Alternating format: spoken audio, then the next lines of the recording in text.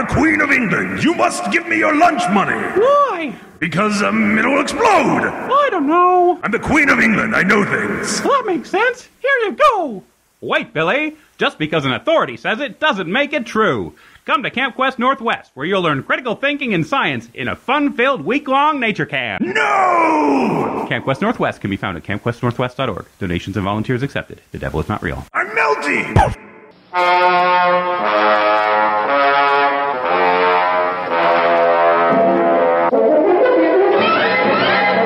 Welcome. Welcome to Season 6. What was that? What was that? I was hoping that you would guess. I think that's clearly from an old movie.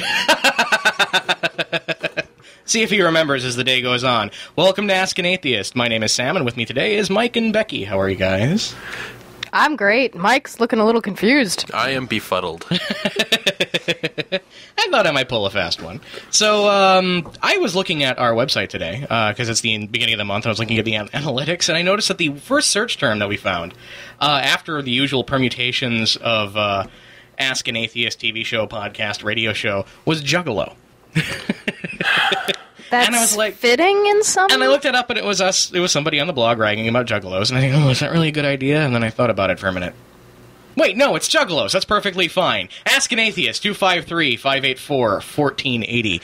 It's a weird little group, those guys. I mean, it turns out that the whole concept, that the whole meta-mythology that they invented for those records was just basically Christian mythology. Yeah, it was kind of a long con where these guys would dress up like clowns and rap about beating up their girlfriend, and guess what? It was all about Jesus the whole time. Somehow. So, we've got some stuff going on today. First thing is your favorite bit. Oh, yes, this little bit that we like to call Scripture Says What? Huh? Yeah, this is where we look at some of the funny, the weird, and the just plain scary bits out of our holy books. This week comes from listener Jürgen from, what was it, Trundleheim?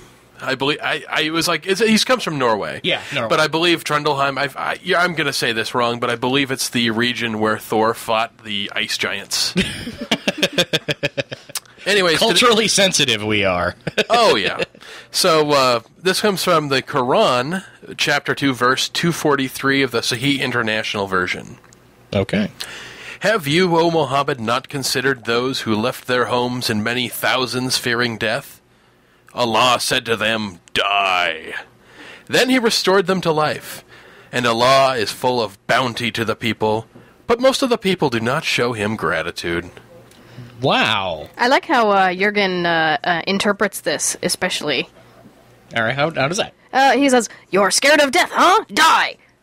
Proceeds to kill him, and then proceeds to say, "Nah, just kidding." Resurrects, and then proceeds to say, "I am so kind." Well, it's like somebody who's running a multiplayer video game and then suddenly gets admin powers, and what's the first thing you do once you get admin powers? You abuse them. Oh, you completely abuse them. This is Allah going, ha ha ha, I just got made mod. Blow, blow, explode, explode, explode, ha ha, you're all dead. Worship me. What, you won't? Okay, I bring you back to life. See? Look at my special powers. This is a thing that religion really gets wrong a lot of the time. It just doesn't. It's so much of this weird circular logic that there's this real inability or unwillingness to see things hypothetically. You're so used to praising this guy that you don't know how to accurately look at the way he does things and go, you know what? I think that was kind of a jerk move. Yeah. Like in this case, it's basically the same job that the Christian apologetics basically pulls out, where they go, praise Jesus, he saved you from the trap he set for you himself. Well, I was thinking, I'm a teacher, and I would say if I were to make a really, really difficult pop quiz and have all of my students fail and then say, hey, oh, this is so bad, and, oh, but look, I'm such a great teacher because I'm going to let everyone retake the quiz. Oh, yeah. wow. I've had teachers do that, though, so I don't know. This is a trick I like to pull. I like to set people's houses on fire, and then I like to save them from the fire that I set myself. I mean, this is essentially the same trick, and this is the reason that I hate the end to How the Grinch Stole Christmas. Oh, okay. So much. I really hate the end of this book. All right, how? Why? Well, essentially, the Grinch spent the entire night burglarizing an entire village. He stole everything from these people. Sure. And then he comes back dressed like Santa Claus and is heralded as the big hero. Okay, but here's the thing, is that clearly in this tiny in Whoville, Christmas is the biggest part of their holiday or whatever they're doing, and he's ensconced on the nearest large mountain. I fully believe that it would be canonical in the Dr. Seuss universe that this is not the first time Grinch has interacted with the Who's of Whoville. So they're celebrating because he's finally given up the ghost. That we haven't seen the myriad failures of the Grinch as he tries to steal Christmas. And this is the time he was about to pull it off. He had finally got it all right, and then the miracle happens. And then they're cheering that. I don't know. The fact that he's so smug about it coming down, it's like, I just ripped off your stuff. Yay, present time, everybody. You're not really giving stuff out if you've already stolen it. He stole this stuff, and now he's going, yay, present time. Well, I will agree with you so far as to say that in the canonical story at the end of it, the Grinch is still a jerk. Now, if you would like to discuss the finer points of the Seussiverse with us, please give us a call at 253-584-1480. And if you have a scriptural quote that you would like to share with us, you can go to askanatheist.tv, click on our shiny candy-like button, and give us a quote. And as we like to say, non-biblical scriptural quotes do get priority because, well, I wasn't familiar with this at all. I didn't realize Allah did that sort of thing. Oh, he does that all the time. He's always playing takeaway with people. The same way that he'll throw you into hell for not believing. Remember that we did another scriptural bit where he intentionally makes it impossible for an atheist to believe in him, right, and then he punishes you for not believing. So, Allah, kind of a jerk. All right. Just like everybody else, as far as I'm concerned. Now, we've got an email here, and this comes to us from Matt from Ballard. And he writes, it's good to see you're still at number 1, and I just love that you're kicking Mars Hill's butt. Oh, yeah, he's talking about the Best of Western Washington contest that Evening Magazine puts on every year. We've been nominated for Best Podcast, and sadly, Matt, we are actually not in number 1 anymore. We've fallen back to number 2, a very well-organized campaign from somebody on another radio show coming and campaigning their people against us. Hey, we need your vote now more than ever. This is the time when we need to vote. I think we're less than 2 weeks from the end of voting for it. I'm not exactly sure. We're about a week away. This is when we need to pull out all of the stops in the atheism visibility movement if we're going to pull this off. And if you have, if within your wherewithal, if you can go out and help us out, spread the word, get those votes made, now is the time. It takes 3 seconds to vote. All you have to do is click the button on the top of our page that says Best of Western Washington. We're trying for number 1. Yeah. And if you're wondering what this is a contest Evening Magazine, which is a local a TV show in the local NBC affiliate, does every year. Every restaurant, every business, everyone who ever wins this thing treats it like a big deal. This is the equivalent of 5 billboards to the atheist visibility movement. We've fallen into number 2. If we win this is a big thing for our radio show. Help us out. Oh, I said I'd be willing to take second place, but the saying still holds true. Second place is just first loser. Yeah, let's win this thing, people. Yeah. All right, so we've got some news. The first news comes to us from Australia, and it's some of the schools some of the Christian schools in Australia are changing the national anthem. And the story goes like this. Some private Christian schools are singing an alternate version of the national anthem which promotes religious values and talks of Christ. Instead of the official second verse of Advance Australia Fair, which starts beneath our radiant Southern Cross, the alternative verse says, with Christ our head and cornerstone, we'll build our nation's might. That's not spooky at all. No, that's not scary, because might never means military power or anything like that. This is not a clear indicator of dominionism in any way, shape, or form, is the irony here, or the sarcasm, We rather. will beat you down with love. Yeah. Well, and the other thing, I mean, there was already cross-based symbolism. Obviously, the Southern Cross refers to the constellations in the sky of the Southern Hemisphere, but you can say enough already then that there's already cross imagery in there. Yeah, yeah. Why do you need to go and make it blatant, And I'm one of those people. We'll stomp you down. I actually have a couple internet friends in Australia, and I don't like Advance Australia Fair. And I know a lot of people in Australia don't. They've wanted Waltzing Matilda to be their oh, anthem. come on. I like Waltzing Matilda. That's like suggesting Danny Boy should be the anthem of Ireland. No, come on. The thing is, it actually is an Australian song, and it's my favorite. It's my favorite song about a guy who commits suicide running from the cops after stealing a sheep. Okay. So it's a national anthem, sort of like New Jersey's state anthem. Why not? Which is that Bruce Springsteen song. It's about catchier. getting the heck out. It's less pretentious. Yeah, okay. And I like that. I think I would rather have something less pretentious for our national anthem. Easier to sing too. Yeah, Inagata Vida would be my pick. This land is your land. I like. Nah, too folky. I like that it's kind of folky. Well, I don't have a preference on national anthems at this point, but I mean, one of the things that's really interesting about this is, regardless of whether you like Inagata Davida or Waltzing Matilda, it's actually Australian state law that you can't change the words of your national anthem. Free speech issues aside, this is the law, and they're changing this. This is a clear expression of dominionism. Yeah, this is something we've seen a lot. There's versions of this in the United States as well, where people try to change things. Like, there are many Christians who fly the Christian flag, which looks a bit like the American flag, except the stripes are taken off and it has a cross instead of stars. Right. It actually causes some problems with international organizations because it looks too much like the flag of surrender, which during a war, you really don't want to make that mistake. You don't want to go, oh, okay, they're giving up, Yeah. and then they start shooting at you. Right. Or the other way around. It's creepy because it does have this sort of separatist vibe that we're not really the same as everyone else in this country. Yeah. And that we're kind of altering the deal as far as patriotism goes.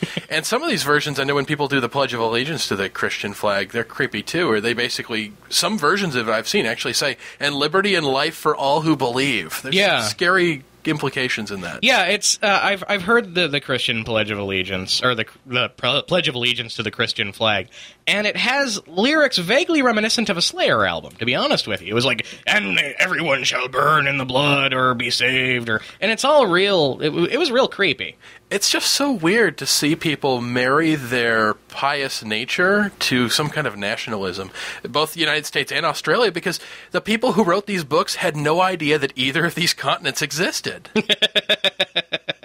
But yeah, it was about that the whole time. It was always about the United States. It was always about Australia. Yeah, I can't believe we've talked this long about it without me knowing basically nothing about Australian politics. Well, we're on talk radio, so I don't think there's any sort of prerequisite that we have to know what we're talking about. Fair point. So we shall thank you, Mel from Facebook, for pointing that out to me. That's something, it wasn't getting a lot of attention, and I think that it's such a clear expression of privilege and dominionism that it really needs to be talked about. I think it really needs to be discussed. Now, our next news item is actually a bit positive, and this is Israel court grants author's request to register without religion. And this comes from, okay, all right, go ahead, Becky. Haaretz Online. Okay, not the pet food company. No. Okay, not Hearts. Okay. After brief deliberations on the eve of last week's Rosh Hashanah holiday, the Tel Aviv judge ruled that Israeli author Yoram Kaniuk. Okay, Yoram Kaniuk could register his official religious status as without religion. Freedom from religion is a freedom derived from the right to human dignity, which is protected by the Basic Law on Human Dignity and Freedom, Judge Gideon Ginot of Tel Aviv District Court wrote in his unusual ruling. Israel's basic laws function as constitution law, and the ruling sets legal precedent implying that all Israelis can self-determine their own religious identity. And this is particularly cool in Israel, where we essentially don't have any kind of civil anything. There's a huge swath of the Israeli population that is secular, that identifies possibly culturally as Jewish, but is definitely secular. I mean, Yom Kippur, which is one of the holiest Orthodox days, is basically beach day for everyone. Yeah. Because nothing else happens. Everything's closed. So this is pretty neat, where he's able to basically say, I am no longer Jewish. I am no longer religious. Yeah. And I want to be counted as such in the census. It's a little freaky to me that this already hasn't been dealt with already. I mean, Israel sets itself up as being this liberal democracy in the middle of a bunch of non-liberal democracies. Warning, it's not! Yeah, it really isn't, and you really get the sense not only that there are religious courts. I mean, these are things that, for all their talk about we're a democracy, we're free, and all that stuff, there is stuff that can happen in Israel that the religious right in the United States would drool to be able to do. Right. And it's a little scary to me that these little things that sort of pop up that even I've criticized Israeli policy several times in the past in private. Sure. But I never made the assumption that religious courts could have legal binding power. That's kind of scary to me. So that the fact that it's 2011 and somebody is allowed to officially not be part of a religion, That just seems just bizarre. It's like finding out that Ireland just legalized divorce during the Clinton administration. Yeah. Which, in fact, did happen. Now, Mike, you had said something, warning it's not the liberal democracy in the middle of the Middle East. Mr. Kanyuk himself actually has characterized Israel as the, quote, Jewish Iran. Yeah. And this is a man who is famed for his participation in the War of Independence and very dedicated to the Constitution of Israel as it was in 1948, and has become really disillusioned with the growth of the religious right on in Israel, on people's right to self-determine. Absolutely. And, once again, we're talking about the government, not the people, just like we talk about religions and not the religionists sometimes, as there are liberal people in Israel. We're not denying that. This is Ask an Atheist, 253-584-1480. We're talking about you guys today. See you in a few seconds.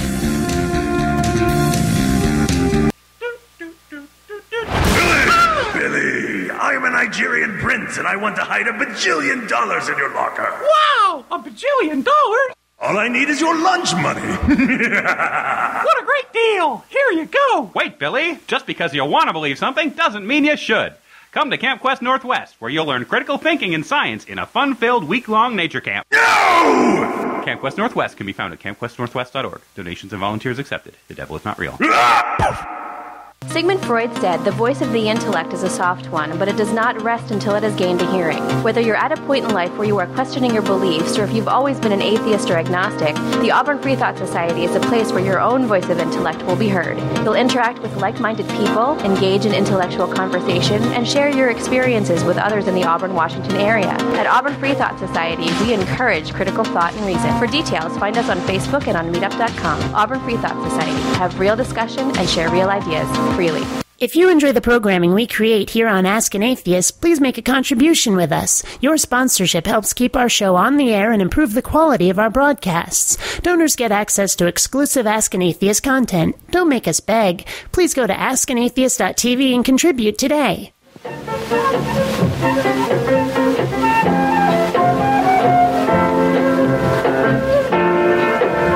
This is Ask an Atheist. And I feel dirty right now. 253-584-1480. Oh. I just had to take a quick look to make sure somebody wasn't peeking in the window at me with that playing. So you got this one then? Oh, yeah. All right. Oh, man.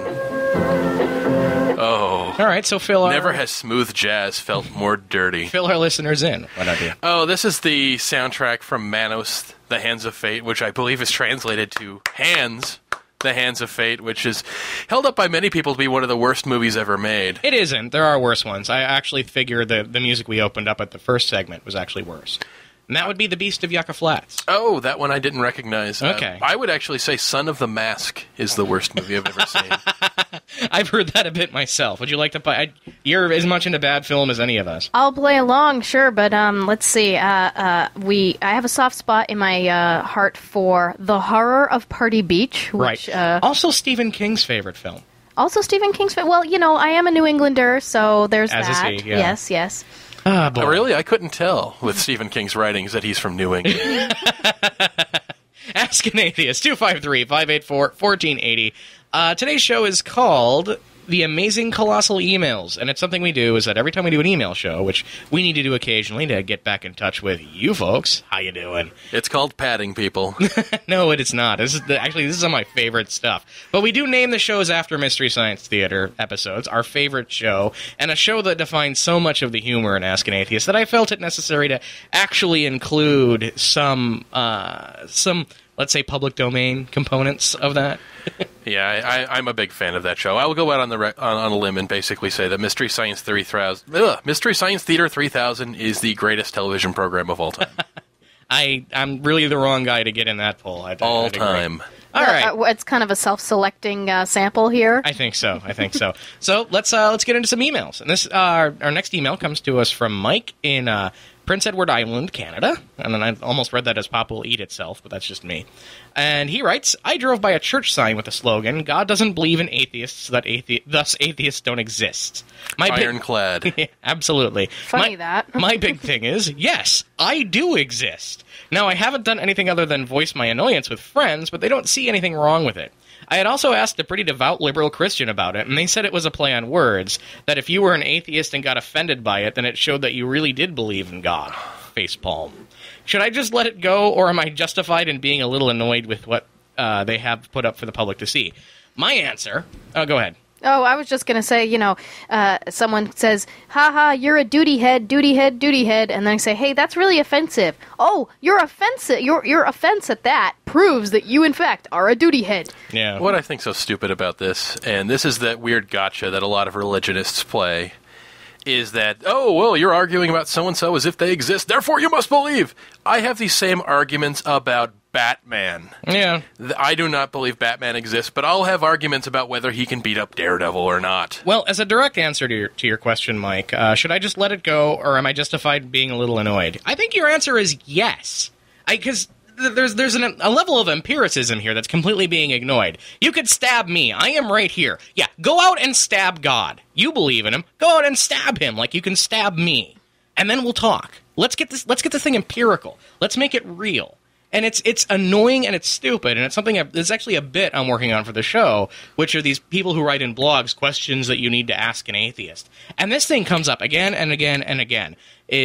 Well, God doesn't believe in the concept of atheism, and he's hardened the hearts of atheists, but they don't yet exist. Okay, they write about us in their books. We're a part of their literature. We're in their canon, but God doesn't think we exist because it lets you have a cute slogan. It's a bumper sticker. It's not a point. And again, we do exist.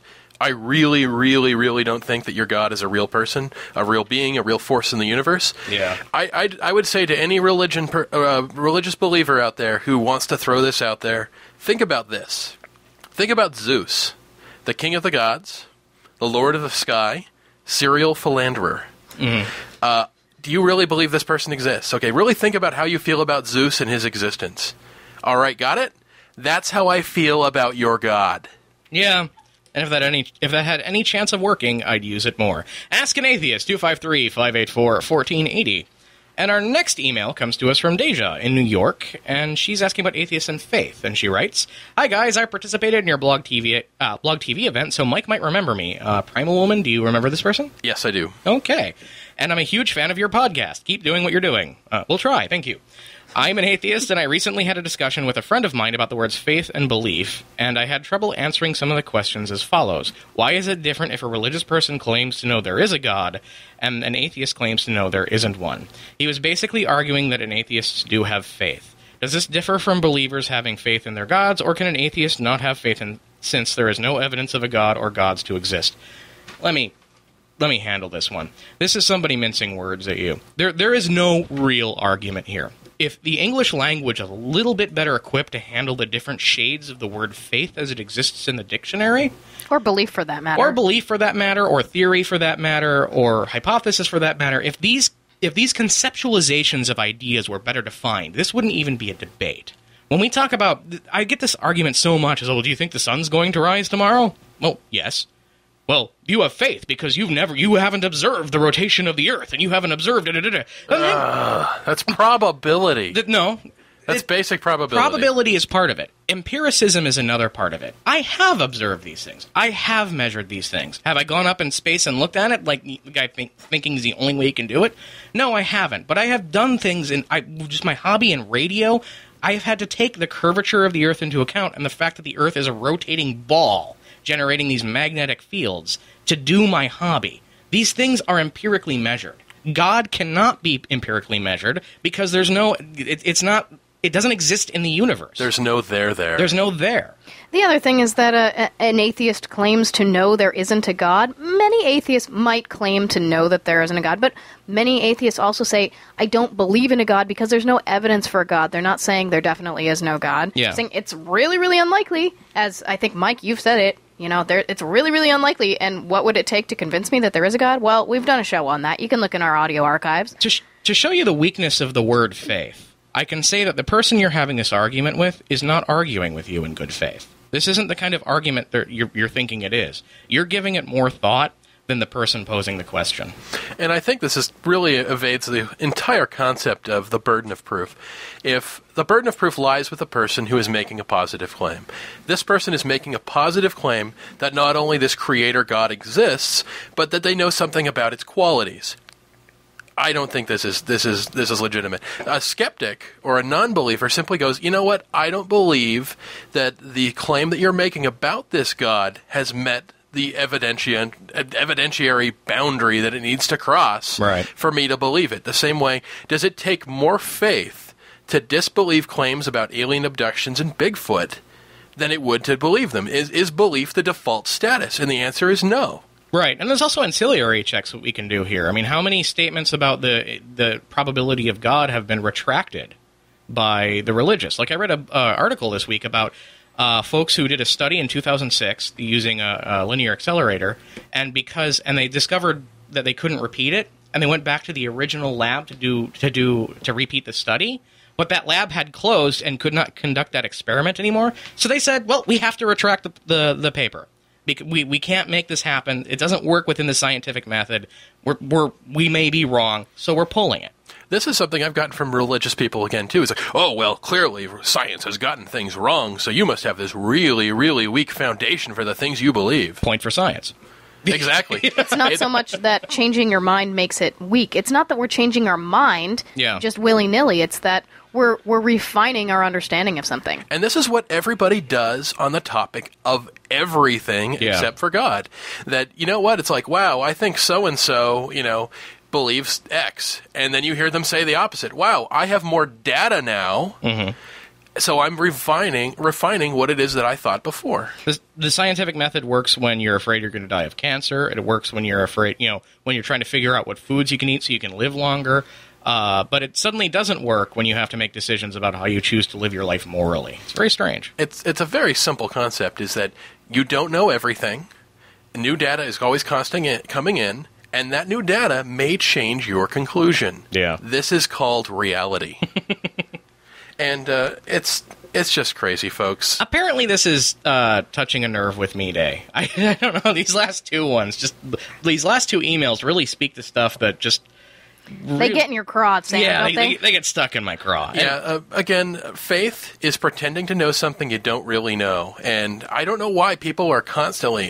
Religious faith is pretending to know something you didn't know. And I actually question when you say, hey, I need evidence to back up my faith. If you need evidence to back up your faith, it's not about faith anymore. And in religious communities, faith is supposed to be a virtue. You're not supposed to look for evidence for it. That in itself is questioning the actual tenet. Right. It's funny because that faith is always the last line of defense in defending a belief, is that you go through all the apologetic garbage, and when you basically chop all of those trees down and you're left with that last wall, it's always, I believe it because I believe it. Clearly, this has to be ticking somebody off. There's got to be somebody out there who says, I can't let this stand. Call in and let us know. Ask an Atheist, 253-584-1480. We're answering emails today. My name is Sam, and with me is Mike and Becky. We'll move on to the next email. And our next email comes to us from Jay from Yakima, and he writes, I have been working for a local hospital for 22 years and have been openly atheist. I have never had any real problems, a few heated conversations, but for the most part, the worst I get is, you are going to hell. I laugh it off and make a joke of it. But recently I had 2 employees come to me and say they think they don't believe anymore and was wanting info. I have never been asked this, and I mostly debate theists, not convert them, so I am not sure how to start them out, or what sources to use. Give advice, please. Well, the first thing is that I don't think that you're converting someone, and nor is it the job or the goal of many atheists to convert people. Conversion is usually something that is from the evangelical perspective of the religious. But you have these people that are reaching out to you because you yourself have been visible for 22 years as an atheist, and that's something that can be really powerful to provide that sort of model and safety net. To make that statement go from nuance to pithy, there's a difference between convert and convince.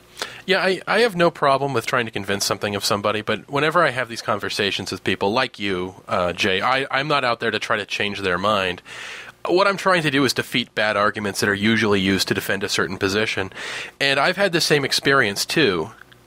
whether I'm tabling with Seattle Atheist or another atheist group, or if I'm ever in a public event like a classroom or something and I mention my atheism, without fail, there are always people who approach who want to come out to the person who's out. And I've heard about people who are out in the gay community who have the same sort of experience, where closeted people want someone that they can feel safe coming out to. There was a great example of a vice president of Seattle Atheists that had a little A button, and people started asking about it, and she had said, "Oh, it stands for an atheist." And they said, "Oh, really? Can I have one too? I'm an atheist, and I've never actually been public about it." And so there's something that can be really powerful about being visible, and I think that that's part of what we want to try and do at Ask an Atheist. It's how you build courage. It's how you build community. And this is really the purpose behind things like atheist bus ads, atheist billboards, is that a lot of times, and this is something that Christopher Hitchens said when he was doing his book tour through the Bible Belt, is that half of the people that would come to his events thought they were the only atheist in town. Yeah. And this is really what it is that I think that eventually I'd like to see everybody come out of the atheist closet. Yeah. And I think that has to start with people who really have nothing to lose, people who feel safe and free to come out without being, say, killed for it or kicked out of their house or thrown out of their family. Yeah, we talked about this in the pre-show, is that one thing I've noticed a little bit is we're getting the gay rights movement got a little bit of this too, where you have to be out of the closet. You're nobody if you're not out of the closet. You're hypocritical. You're not true to yourself. And I'm going to say this, and this is to incite those people. I'll flat out say this: is the people who are saying that are the people who have nothing to lose by coming out. It's a safe decision for them to make. It wasn't a safe decision for me to make, but I made it anyway because I made a decision to do this. And there are people who have some huge consequences, especially if you're a minor, especially if you're a minor in a family that can make your life a living hell for several years. Yeah. Or can cut you off from, say, college tuition, can cut you off from even just being able to go about your daily life. It's sort of like, hey, I'm going to put a spotlight on myself, so now all the things I don't like about my parents, now they can focus that stuff on me like a laser. So I don't blame anybody in that position who doesn't come out of the closet. That's always been my first exception, is that if you're a minor living at home with religious parents, do not. Wait. So it is a duty for those of us who are in a much safer position to come out, so that by the time the scary people in your life, you do come out and you do feel safe coming out, that this conversation has been happening publicly for a while. Right. So that it isn't as much of a shock to their, Jesus-based, brain system, their weird immune system, so that it doesn't seem as much of a jarring thing when they hear it from you. And for those of you who are already, out there in the visibility movement like us, the way I like to talk about it is that, again, taking a page from the gay rights movement. Build up, don't tear down. Build courage, don't inspire fear. So, yeah, it's not about shaming people. No, I don't want to shame people. Is that, I am out as an atheist. All three of us are out as an atheist. All of our hosts on our show are out as atheists. Yeah. I hope that we can make it easier for you to come out when you feel safe. I'm looking for work right now, and at this point in my career, I can't not put Ask an Atheist on my resume. If you Google me, it's the first 90 entries. Is all my work in Ask an Atheist. I can't avoid it now. So, again, this is Ask an Atheist, 253-584-1480. And we have another email, and this comes from somebody I've had a long conversation with at the Blog TV event. I know it's Minnesota Ape Man, but the way he spells it is with the Minnesota abbreviation, so I've been pronouncing it Manape Man. And then thinking of the Beatles song in my head. And he writes, God and air pressure. Is it true that if you have an atheist radio show, God will steal the air from your car tire? I don't know, Mike. Yeah, I don't know what this is, but as I've become more of an active part of the atheist community and have started being a part of producing and hosting this radio show, I have had more flat tires in the past 2 years than I have ever had in years of owning cars. Clearly, it is a sign from God. Yeah. Well, when we were first on Scan TV up in Seattle, our very first live show, the post show, we were stuck in the parking lot, and that car tire of mine ended up flat. Actually, Mike and Libby were the ones to help me change that tire. Yeah, that was a fun night. Yes, it was. In its own little way. So yeah, I've wasted pretty much all of my AAA toes on things like that. So hard to say what it is. I don't know what to But I'm tell not you. going to make an assumption about a magic man who hates me for doing a radio show. Is that Zeus, then, that fools with your alternator? Because there was that episode, too. Oh, Zeus, he's a trickster. I think Thor and Frith are fooling with my car ignition. All right. I think Zardoz is a likely suspect. I don't have one, sorry. This is Ask an Atheist, 253-584-1480. We'll be back in a minute. Tacoma Telematics wants to help you connect with your clients. We can give you a top-notch web presence. Tacoma Telematics can take your website to the next level and make it an essential part of your business marketing, but that's not all. Want VoIP? We've got it, bringing large corporation phone systems capability at mom-and-pop prices. We build intuitive interfaces to help you manage your resources quickly and efficiently. Take advantage of our holistic approach to make your business communications succeed effortlessly. At Tacoma Telematics, we're committed to personal and professional integrity, open communication, and long-term relationships. See us at TacomaTelematics.com. Did you know that not a single psychic or paranormal event has ever been reproduced? Have you ever wondered about the effectiveness of faith healing, Reiki, or sports bracelets? Was 9/11 an inside job, or is that all just another unproven conspiracy theory? Come check out the Seattle Skeptics, a group focused on lively debates and a critical examination of pseudoscience, alternative medicine, and anything else that hasn't held up to the light of the scientific method. Seattle Skeptics was created for those who require a higher bar of evidence than gut feelings or blind belief. We're not contrarians or cynics, we just want to see the evidence. And so should you. Check us out at seattleskeptics.org. That's seattleskeptics.org.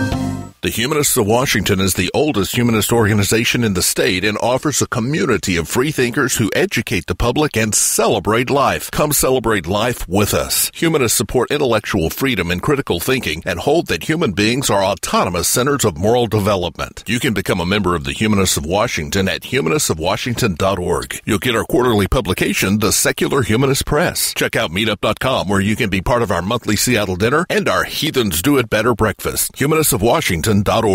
You can advertise on Ask an Atheist on the radio, on our website, and in our podcast. People just like you who have the same interests are listening right now, just like you are, and thousands will download this podcast and listen to it later. If you have a product, service, or idea to sell, people here in the Pacific Northwest and people around the world, thousands will hear your message. Let us help you sell your product, service, or idea. Contact us at advertising@askanatheist.tv. That's advertising@askanatheist.tv.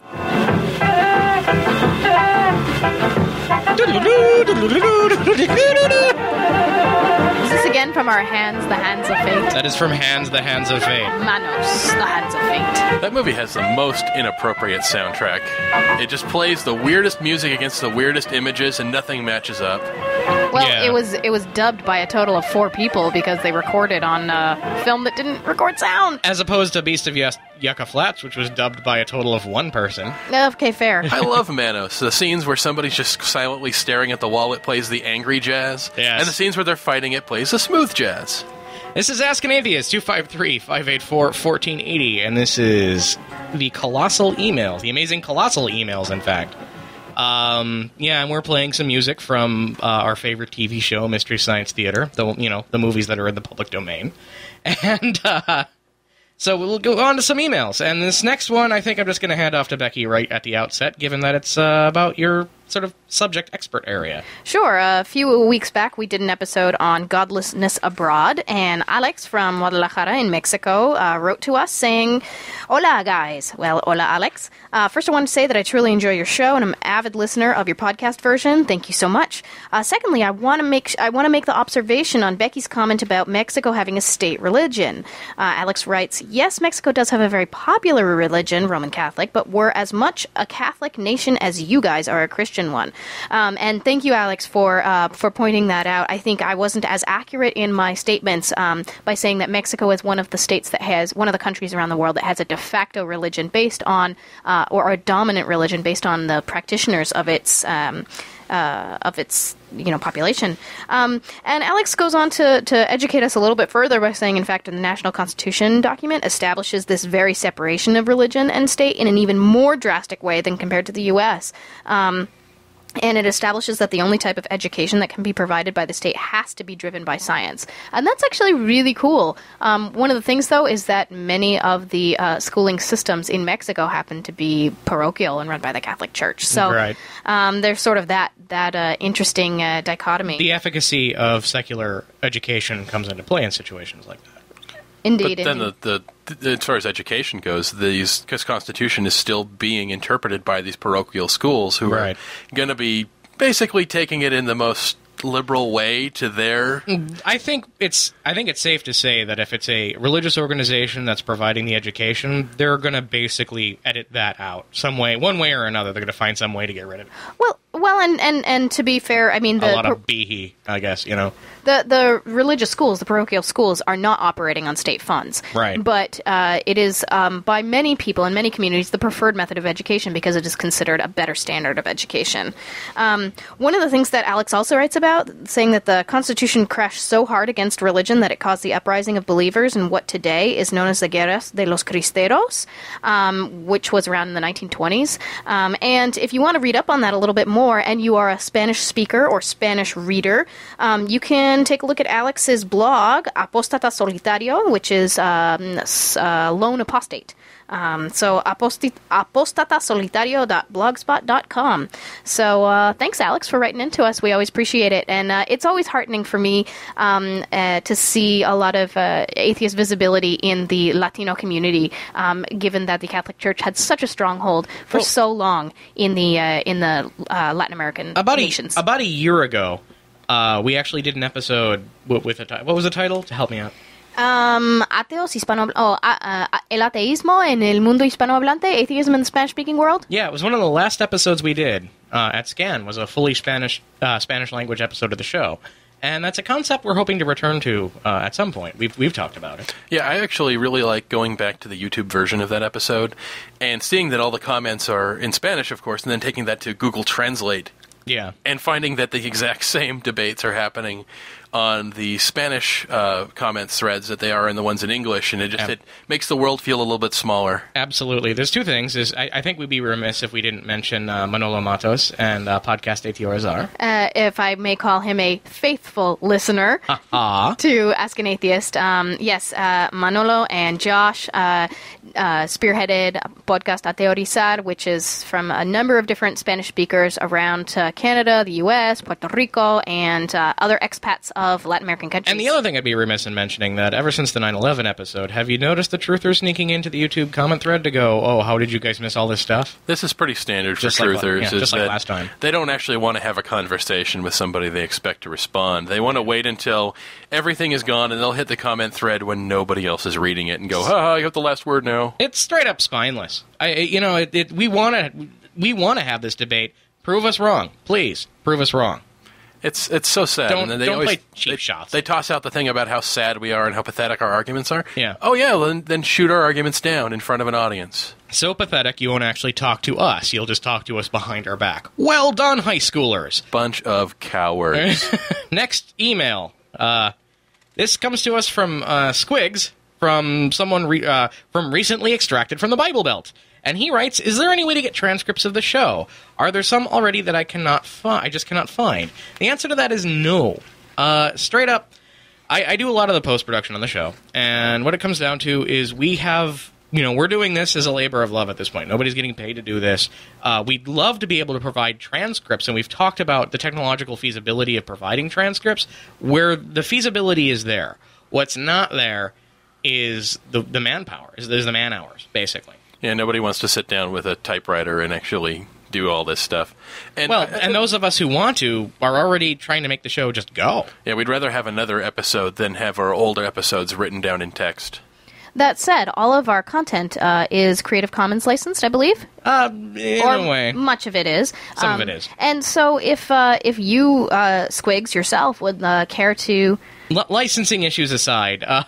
if you'd like to help us out with transcripts, we would love it if somebody would basically take charge of that. You can go to our forum at forum.askanatheist.tv, hop over to the Ask an Atheist discussion section of the forum, and let us know that you're interested, and we'd love to hear about that. The forum's been hopping a little bit lately. We've had, since our soft launch a few weeks ago, right? Yeah. we've had some good discussions going. Yeah, absolutely. So much so that I'm having trouble keeping up with it.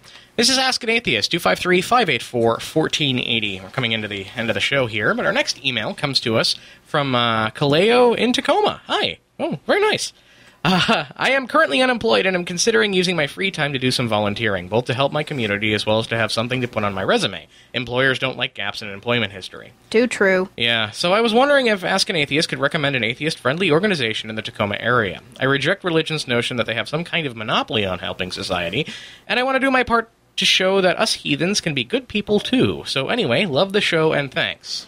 Well, there's two different things there. One of them is that the need to want to get atheists noticed for doing good. We do good, and we often don't get credit for that. Yeah. And the other one is wanting to be able to volunteer in a way where part of your effort doesn't go into proselytizing somebody. These are both admirable goals.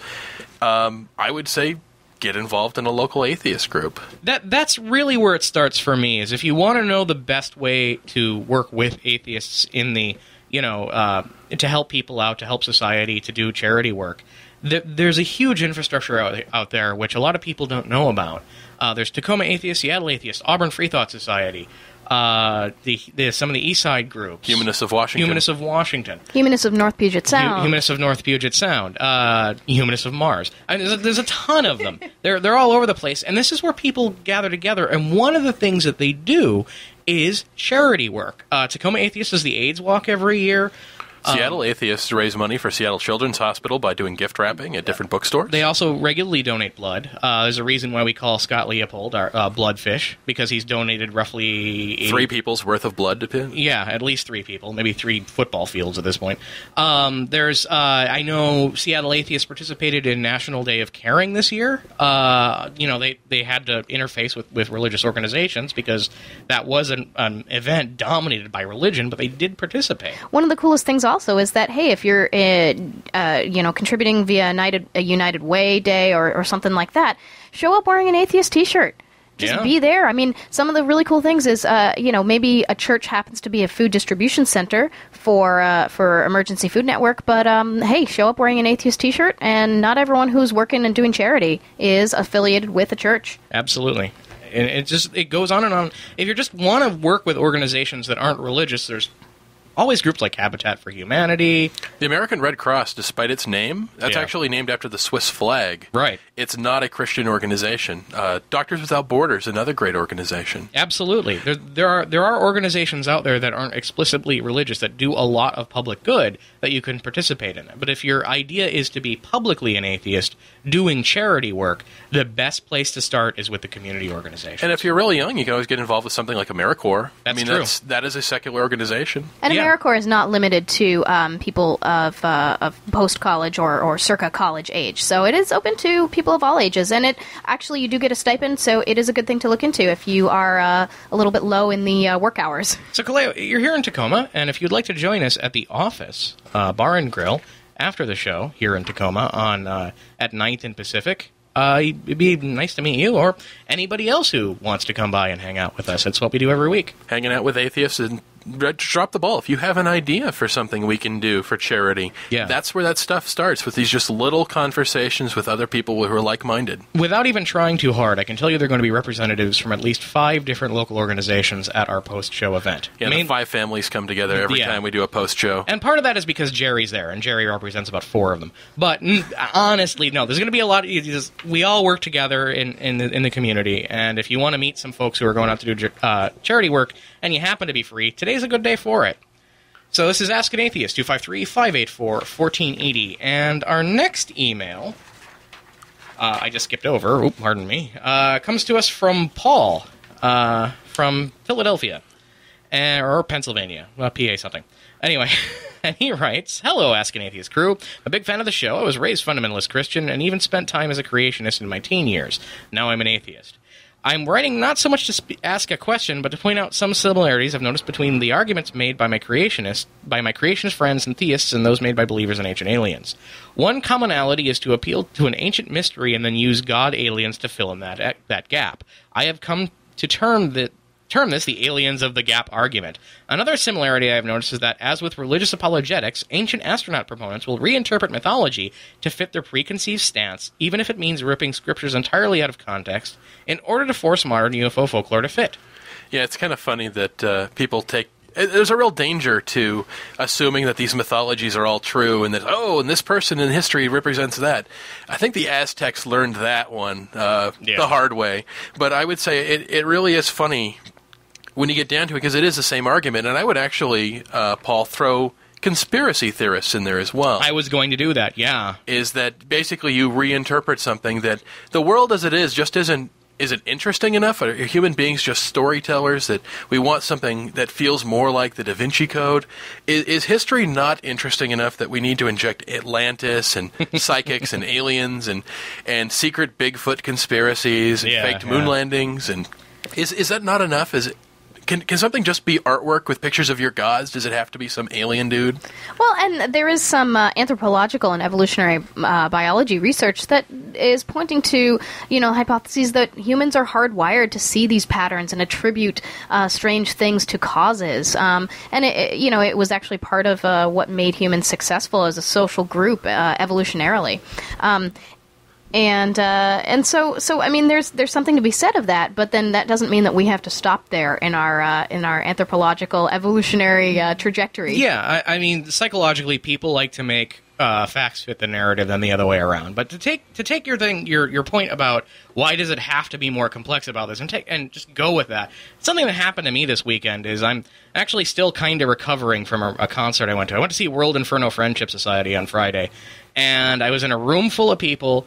And it was just this amazing music, and it was an amazing time, and I acted in a way I haven't acted since I was in my early 20s, and I'm feeling it now, limping everywhere. And it was this ecstatic feeling that one would expect from the way people talk about religious services. But it was just having fun in a room, listening to music, and being carried away by it. Why does it need to be anything more than this? Why does there need to be an outside magical energy field that's making me feel this way? And because the point is the reason that it gets to me so badly is that it's people trying to tie this into social control methodologies. Is they want God to be a part of every part of your life, so that you owe everything to that God, and you owe everything to the power structure that makes those big people big. And from that, they control you. They make you do whatever you want because they are tied into everything that makes you you. And they can suck you dry. Yeah. One of the most amazing things about going from someone who was religious to someone who is no longer is that moment of experiencing joy without any kind of supernatural thing tied to it. And Sam, I was accompanying you on earlier this weekend at that show, and it was just so uplifting to see that expression of joy without religion. And I think you did remark in that very moment. Okay, all right, I'll lay off. Don't get too private here. And this is something that I know that Sam Harris talks about a lot, that you don't need to put these supernatural connotations on things to feel something like transcendent joy or rapture or just, this feeling of just goodness and contentment. It's really just so odd. Here's a thought. Is this changeover? I mean, I've seen these things saying that we're getting less traditionally religious, these polls, these studies. Right. Is this just transitioning into stuff like conspiracy theories, into things like ancient aliens? Are we moving from fantasy into science fiction? I don't think so. It's sort of a back and forth. I mean, even kind of the Greeks had science fiction. I mean, we say science fiction started in the 19th century, but really it has historical antecedents from that. It's really...